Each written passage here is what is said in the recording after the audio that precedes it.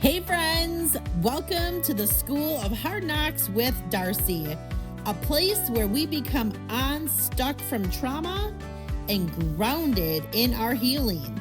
I'm your host, Darcie, and I'm a proud multi-graduate of the School of Hard Knocks. Life has a way of teaching us lessons we never asked for, but here we take those lessons and turn them into healing, strength, and self-leadership. I'm so glad you're here. Let's dive in. Just a quick reminder. This podcast shares personal stories and lived experiences. It's not therapy. It's not counseling or legal advice. If you need professional help, please reach out to a licensed provider. Hey, School of Hard Knocks, welcome back. Class is in session. I always love seeing my guest mouth so big when I say that because it's such a cheeky little thing that I just started doing, but it's super cute. So we are here with our Rebuilt series. We're doing our Season in Bloom, and today I am here with Simone. Simone, welcome to the School of Hard Knocks. Thank you so much. I feel like I've been here before. Okay. Yeah. This is the university level. Okay. Yeah. So thank you for having me. Yes, I know. I always joke that I'm a multi-graduate of because, Yes. you know. We've got our degrees for sure. Absolutely. All right. Well, let me introduce you guys to Simone. Simone is an Army veteran, military sexual trauma survivor, an author, mental health advocate, and coach. She founded one of the first nonprofits to give sexual assault survivors service dogs, now speaks on global stages, encouraging others that PTSD is treatable. I love your mission. I cannot wait to hear your story. Take us back to the beginning. Yeah. So my story with PTSD starts from the military. I was sexually assaulted by a fellow soldier. And at the time, I did not know that PTSD could be acquired from a sexual assault. So even though I was assaulted and actually got physical scars from it, I acquired a traumatic brain injury from the assault. I did not know that either at the time. And I back in the day of the military, and I feel like now, it is unfortunately the same, and we can even bring it on a bigger level. Sexual assault survivors are not believed, are not listened to, and are not given adequate justice. So that's why I tell my story. But I was discharged instead of getting mental help, physical help, and instead of allowing my career to flourish, my abuser's career instead, he was promoted and I was given a discharge.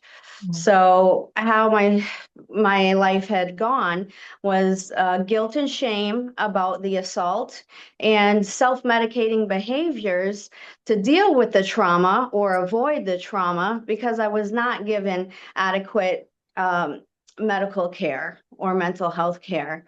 So, 10 years with undiagnosed traumatic brain injury and PTSD led to very an unhealthy life. And, trauma, as it does, will show up until you deal with it. So when it did show up in my life, I attracted another partner with PTSD, and he was a military combat veteran. And I had heard that PTSD is from combat. So with living with this partner, I could see that he had PTSD. And so I decided to go to a vet center and ask, how can I help my partner? How can I help them? I'm living with somebody with PTSD, and I'd like, both of our lives to go better. And my counselor asked a very important question. She said, I don't want to talk about his military service. I want to talk about yours. And that led to me discovering and finally being in a safe environment to go back to those memories and bring up the sexual assault. And she said, "You have PTSD from sexual assault." So that gave me the starting point to look for recovery, right? I had a name for it, and I could see how all the other parts of my life all were a result of this unhealed trauma. Even getting married to a man with PTSD, it was both attractive. I wouldn't be attracted to somebody that was in a healthy lifestyle if I wasn't living healthy. So, that was my first step to becoming more healthy and a better person, was getting therapy and finding different therapies. Traditional therapy can only go so far, and that's why I wrote my book, is because of my long journey. It was about 10 years into finding healing modalities for PTSD, and learning that PTSD, no matter how is come about, it shows up in the brain the same. The brain scans of a combat trauma survivor or a sexual assault survivor or domestic violence survivor are exactly the same. So, the solutions to PTSD, no matter how you've got that trauma, it can be very similar. So, I started on my healing journey, and I realized that the solutions for PTSD is almost taboo, right? We're just given, talk therapy, and there's many, many more therapies out there that can work for people, and PTSD can become manageable. And I also, that's what gives me the strength, is that a lot of people feel very overwhelmed, and we don't hear a lot of positive news. And so that's where, this has become my mission, to talk about the positiveness of PTSD, which is recovery, and that your past trauma doesn't have to dictate your future. So you can take your life back and be on a more positive path and attract more positivity the more that you heal yourself. I really love that. How old were you when you started your career in the military? Did I join when I was 19, I believe, and there was a little delayed entry, and I think I was 20. And how long were you in the military when the assault happened? Yeah, it was the first year. Yeah, I had made it through basic, and I was in training for my career. And during training, I was assaulted. So I carry a lot of shame for not being able to fulfill, my duty that I wanted to fulfill for the country, and just for myself. And it brings it to the point where the medical studies show that the sooner PTSD is treated, that the sooner the person can rebuild and go back to daily life. PTSD, the longer that it goes untreated, that's when it becomes a lifelong, and unfortunately, it can take somebody's life. The longer that it goes and becomes this big issue. So the studies show that the sooner people get help from trauma and are offered a safe space of medical care, mental health care, and even a break from work, the sooner that happens, it won't turn into PTSD, right? The trauma won't be life years of inability to sleep and ruined relationships. So it's very important to talk to somebody and get the proper care when you do have trauma happen to you. Yeah, definitely. What was the career you were training for? Oh, it was the electronics. I was just fixing radios. I love that. Well, thank you so much for Yeah, putting that time in for your service. And I'm really thank you. extremely proud of you for doing that, especially as a woman, but coming forth and talking about what has happened, Yeah, because it seems like your career path has been led to something that is still so very impactful for people of all sexes and ages. And it doesn't matter, people go through really hard times in their life. So it's yeah. almost like a blessing that you're here to be able to help people through your story. So thank you for sharing that. Thank you. I appreciate that. And, one thing I do want to add too, that the military has much higher rates of sexual assault for men compared to the civilian population. So, the more, and that's again why I feel so convicted to talk about my story is that it becomes normal. And unfortunately, we don't want to make sexual assault normal, but it is normal. It happens to men, it happens to women, and it happens much more that is reported because a lot of people still feel unsafe to report.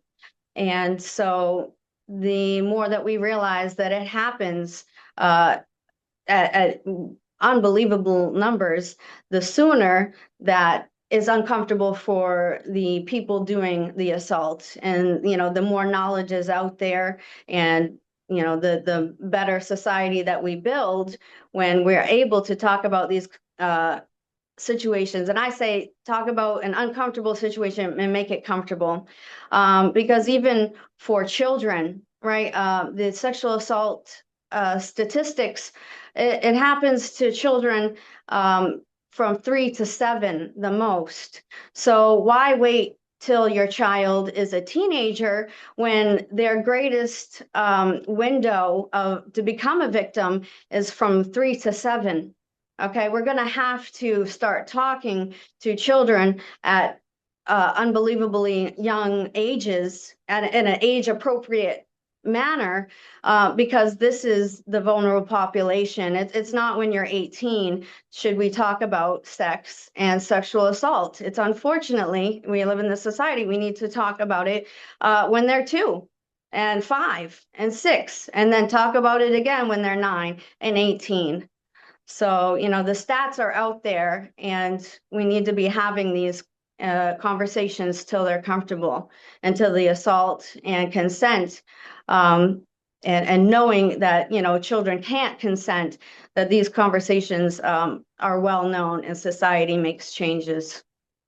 Yeah, what a great point to make too, because it is, that uncomfortable moment when you have to have that conversation with your child in particular. I can imagine it being a lot more uncomfortable having to have the conversation after an assault has taken place.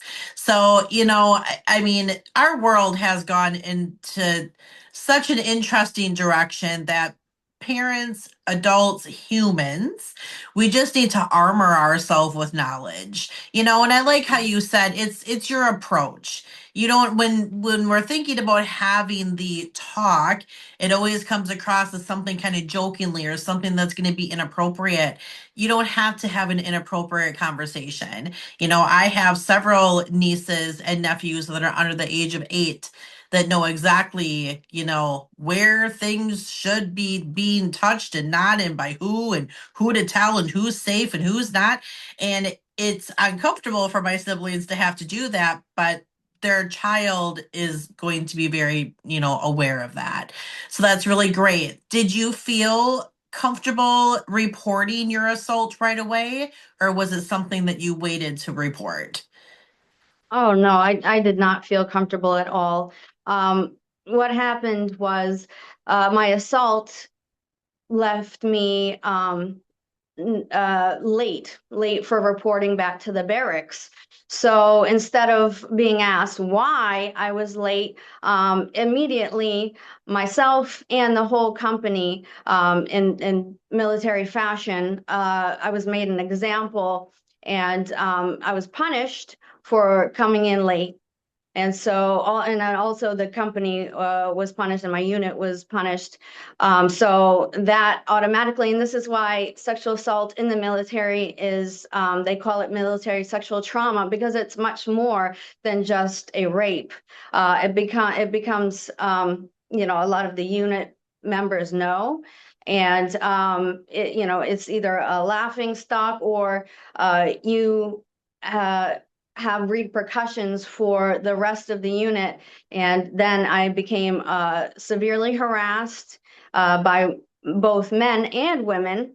And no, I did not end up reporting, but I did end up the next day going to get medical care. And that's when it was documented. And that's when I had issues with the military, and they started to form my exiting of the military, instead of, again, providing medical care and taking care of the assault and the abuser.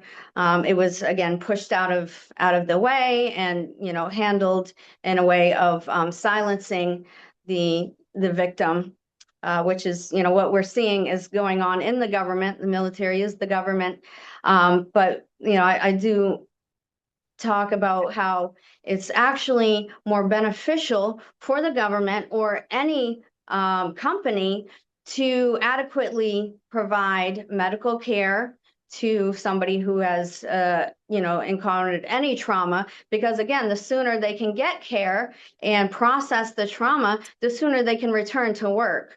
So they might think that letting an employee go is actually the most cost effective way to run a business, but it's really not, because there's huge repercussions, lawsuits, and just morally, that's not the way to go. But having to retrain another soldier coming in is also not cost effective. But providing a safe and adequate medical care and a safe environment, that is actually cost effective in the long run. Yeah, well, gosh, I'm so sorry that you experienced that. And then like you said, in that kind of environment, it's not very private, and having so many of your counterparts knowing about that has to already aid into the traumatic experience that you're already having. You said that you did self-medicate for 10 years before you had, seeked out a therapist or a counselor. What did those 10 years look like for you? So it looked like a struggle, a severe struggle, trouble sleeping, dependence on drugs, alcohol, dependence on adrenaline-seeking behaviors. So, PTSD doesn't have to show up as, being on the streets with drugs, but you can actually, be an overachiever, where you set the bar so high, you never let yourself relax, you never accept any more defeat, or able to actually take care and self-heal, because you're so traumatized, you don't want that to happen again. That's the hypervigilance of PTSD. So addictive behaviors can they don't have to just be drugs and alcohol. Again, that it can be addiction to gambling, addiction to success, addiction to your work, but it's just a severe imbalance in your life, because you're trying to avoid these memories that keep coming up, and your body, your body and your mind both hold all experiences, good and bad. So the more that you try to ignore the bad ones, it actually shows up more, because your body's just trying to hold on to it and process it. Give yourself space to say, okay, this happened. Now it's time to let it go.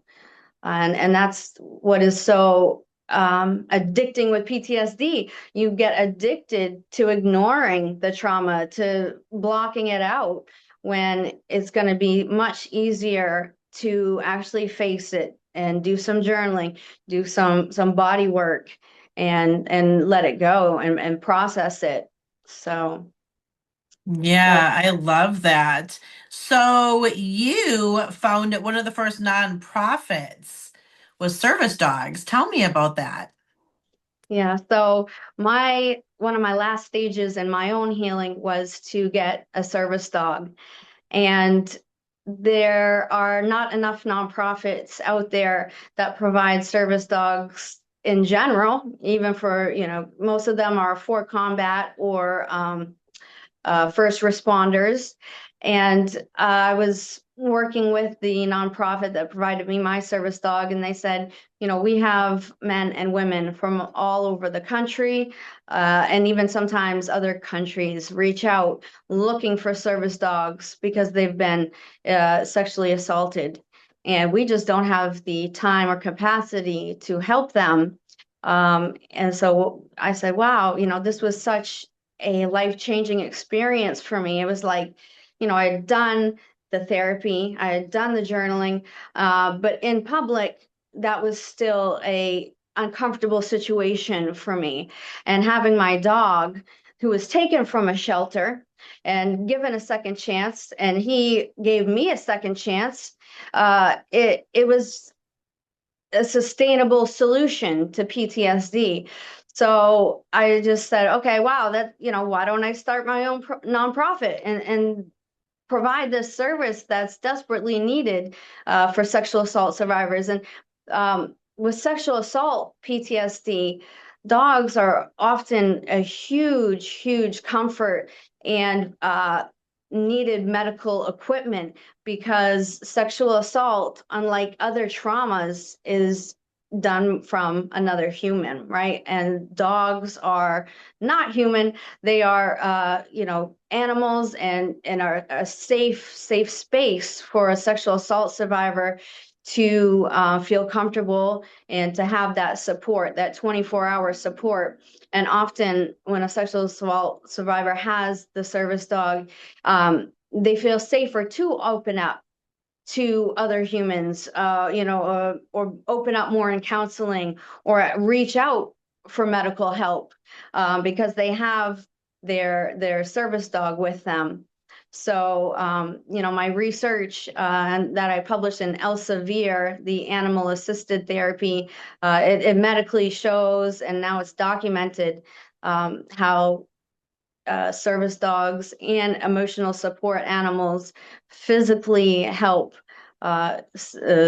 all, we could say all medical things. So on top of PTSD, it can help heart attack victims. It can help so many medical ailments. It's medically proven that service dogs are a good solution, to so many things. Yeah, I mean, I can see how that would be too. I mean, especially with a dog. We have three, and Nice. they are a really good like release of emotion. Like there's Yeah. no judgment. They love you no matter what's Right. happening in the day.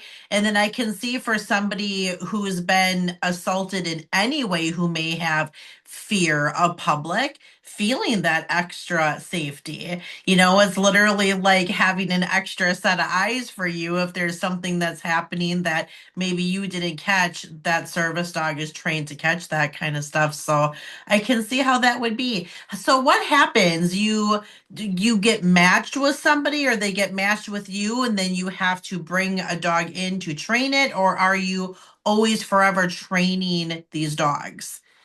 So I do want to just add, service dogs are trained medical equipment to be watching out for you, the handler. They're not protection dogs, so they do not. You can't have an aggressive dog or a dog that's trained to bite in public. That would create a unsafe situation, and leave situations that maybe the dog didn't listen to you. But service dogs are trained just to focus on the handler. So say if you did have an anxiety attack coming up, or they would catch it, or you need medication, they can do that. And also they can create a physical buffer around you, which does create more space for a sexual survivor that can make them feel safer in public. But because the public can, encroach on your space, which can make you feel unsafe. So that is the difference in a service dog.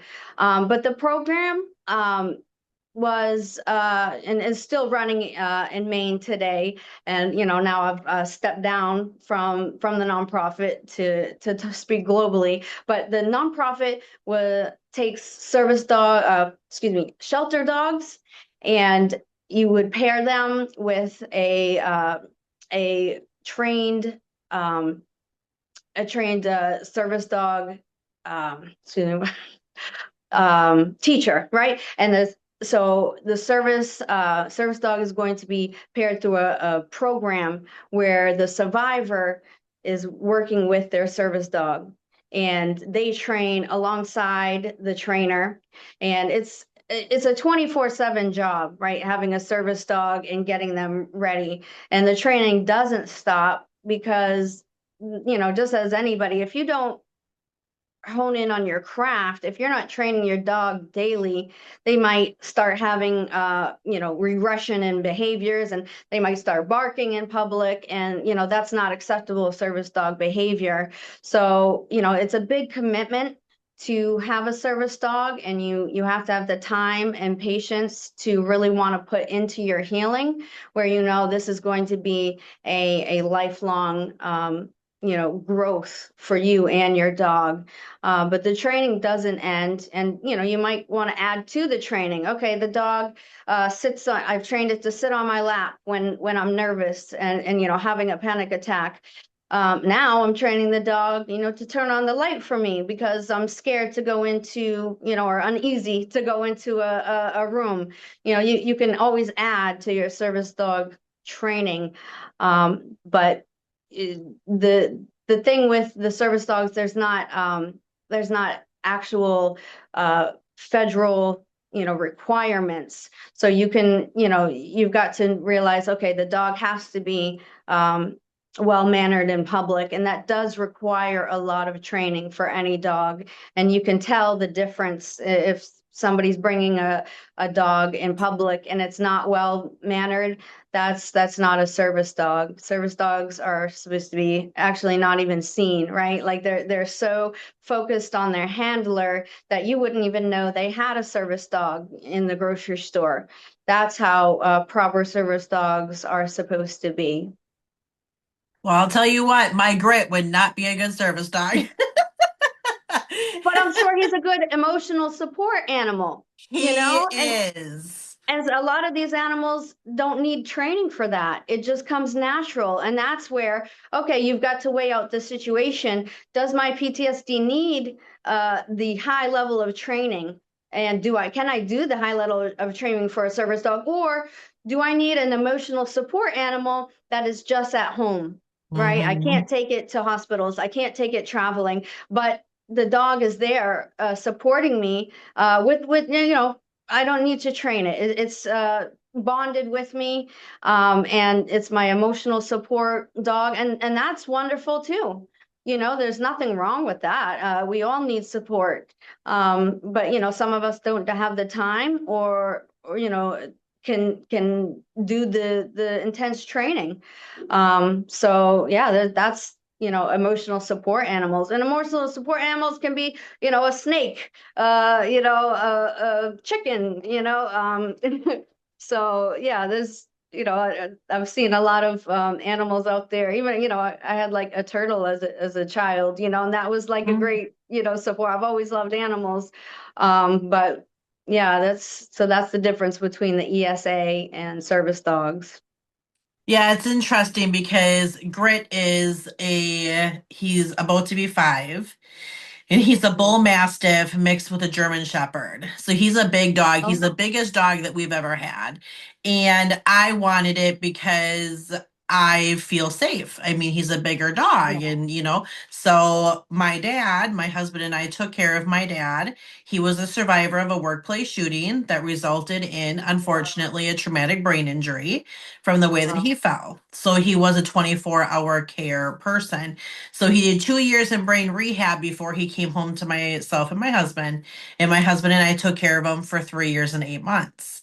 He just passed away 6 months ago. Oh, So I'm sorry. thank I'm you. sorry. Yeah, it was And, unexpected. well, But and that shows, and I talk about this as well, is like you don't have to go overseas to experience gun violence and combat. We have gun violence and combat, right here in America. There's rappers have been singing about PTSD for 30 years now, and they're civilians that they didn't sign up to be victims to in a combat zone. So it's very important to talk about this to bigger populations where it's like, no, combat can be right here in America and you can have the same debilitating symptoms. So it's very important that people know that so they can say, okay, yeah, I might have PTSD, let me get help. I wasn't a soldier, but I need to get help for this. yeah, So, he was unfortunately just starting his workday when an ex-employee that he had fired from 7 years previous came back for redemption. oh, oh So wow. it was really unexpected, but when he came home, Grit 7 years. was, yeah, Wow. yeah, yeah. So Unbelievable. when my dad came home to my husband and I, Grit was not even quite a year old yet, but he just took to my dad. I mean, he would like lay underneath his wheelchair. When we would be feeding him, he would lay his head like right on his foot. When we would Wow. have my dad in the bathroom, he'd be right in the bathroom or he'd be standing there looking around the door. And I said to my husband, "Oh my gosh, it's like this dog in particular, because my other dog is a hound Grace. She could care less. She's like, Yeah. I'm just laying in the sunshine."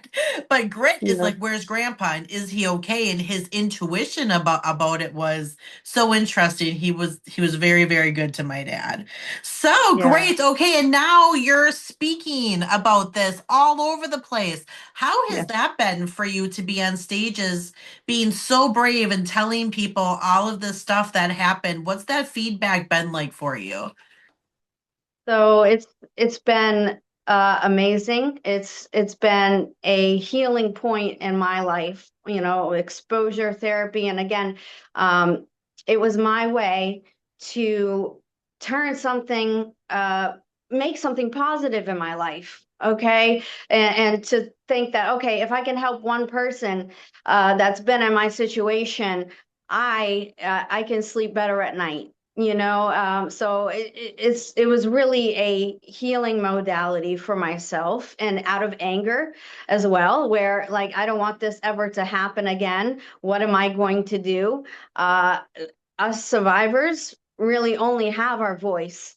We might not have justice, we might not have I didn't have the career I wanted. I didn't get a healthy life like I wanted for so long. But once I took that healing into my own hands, I said, well, I'm going to have to create it. And that only happens when you're healthy and prepared enough to do that. But yeah, being a survivor, it's very empowering for me to speak out. And it's something that, again, I feel like we all can do. Whether you don't have to speak out on stages, but the healthier you become, you're going to be a light in the people's lives that you affect and that you're around. And that's true healing. It's not keeping it in. It's not being perpetually angry or perpetually self-hating. It's finding how you can show up and make your life better, because you don't want the trauma to take the rest of your life, right? It might have taken up a long time and negatively affect your life, but if you don't make a positive change in your life, is going to keep going negatively. So, I'm blessed to have my voice, and I choose to use it the best way I can. It's been a learning experience for me because I say, who wants to talk about the worst situation in their life, to millions of people? Who wants to really do that? I didn't, but again, my drive for healing and positivity, it's really become a beautiful thing for me and my family's life, because my story has connected with so many people, and their stories have connected with me. So, survivor strong is what I say. Yeah. Yeah, I love that. Exposure therapy is huge. And I know a lot of people, like, because they're so on the fence about, do they want to talk about it? How far can they go when they're talking about it? Who's listening? Who's not listening? For me, that's how this podcast was created. I came into this podcast with the intention of healing from my trauma earlier in my life, from childhood trauma. And then with going through what I've gone through with my dad for over 6 years, it's the hardest walk I've ever experienced in my life. And I thought, you know what? I'm just going to start talking about it and then hear all these beautiful souls come forward and say, hey, I have a story. And I have a story, and I have a story. And, just by the end of April, I would have done almost 60 interviews here. So I never have a hard time finding people to interview, which has been really great, right?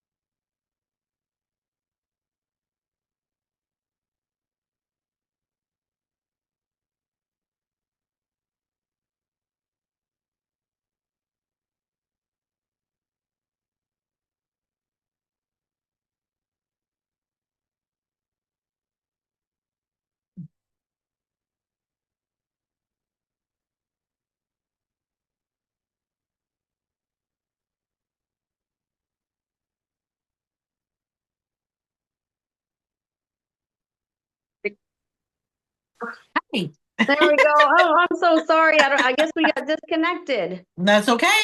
Okay. All right. We're back on. You can hear That we me? are, yes, I can. It's no All right. Very worries. good. Yep, nothing on my end changed. I'll just cut that part out. But All with right. the talking is such Yes. a healing thing to do. And then, like I like how you When said you're ready. When nobody you're ready. really wants to Yeah. do it. Nobody really wants to Yeah. tell their story. But now I do.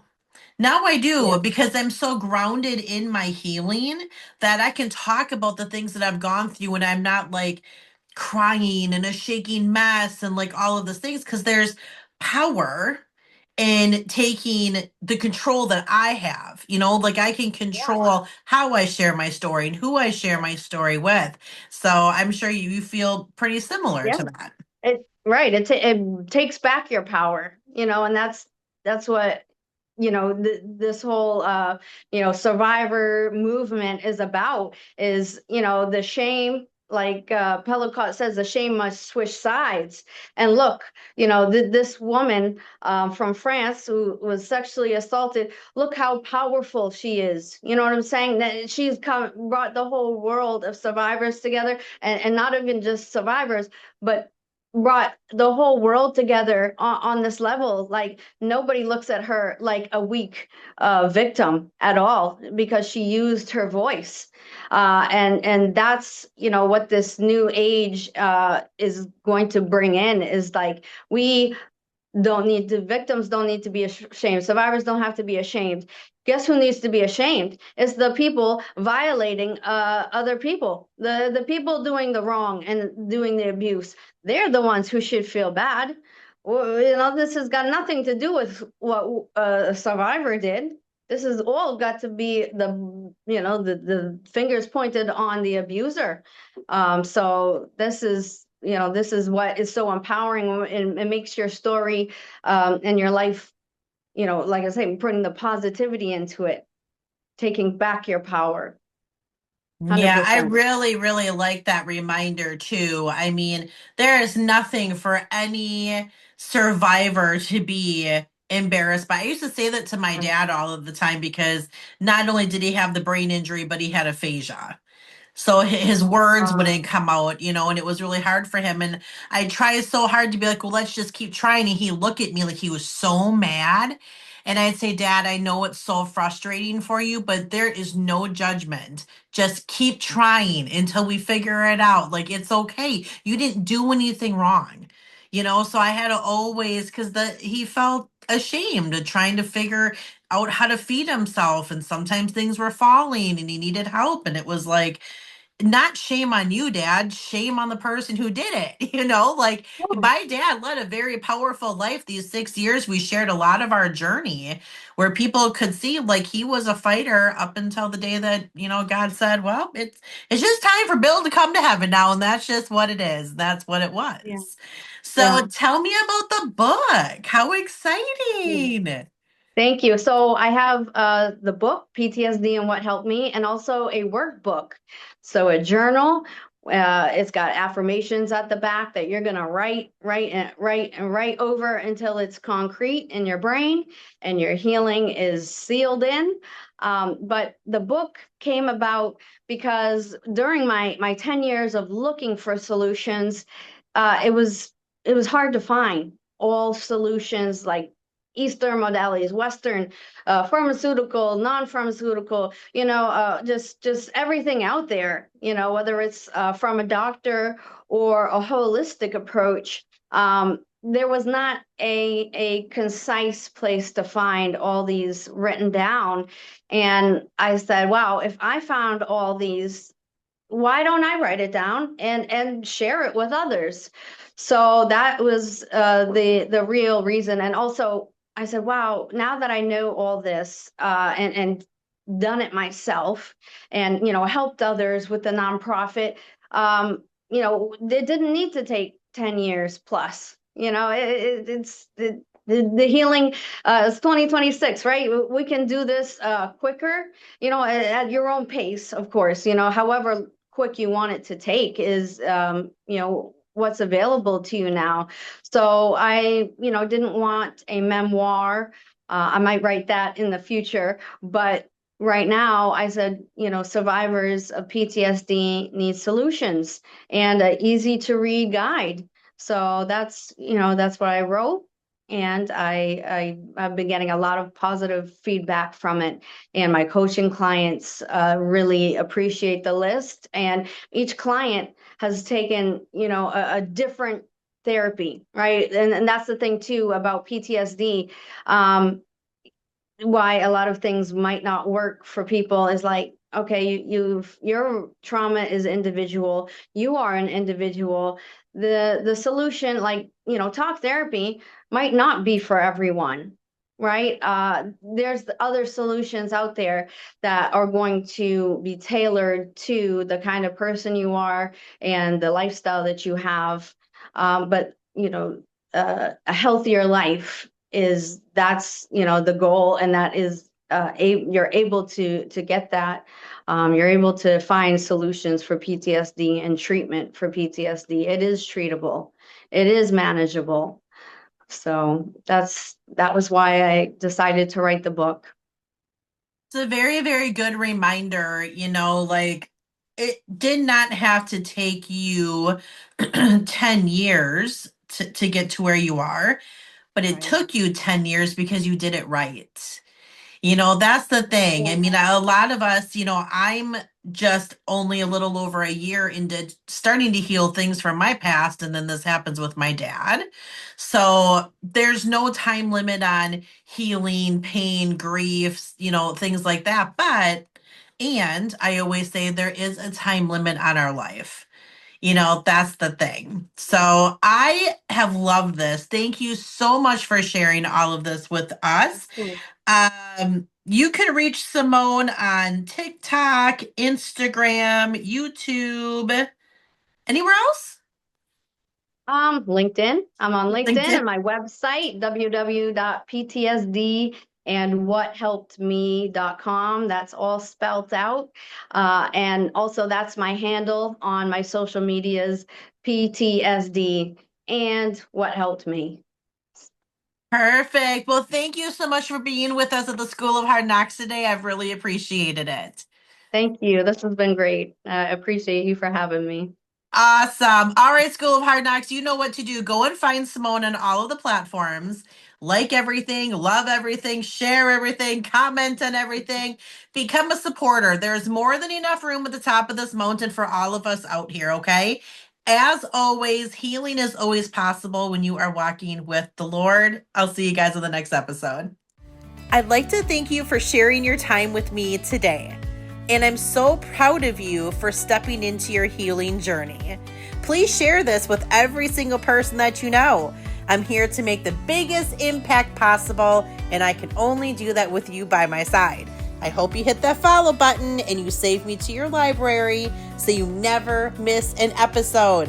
We just took another break out of your wall, and remember, with God, healing is always possible. I look forward to seeing you on the next episode.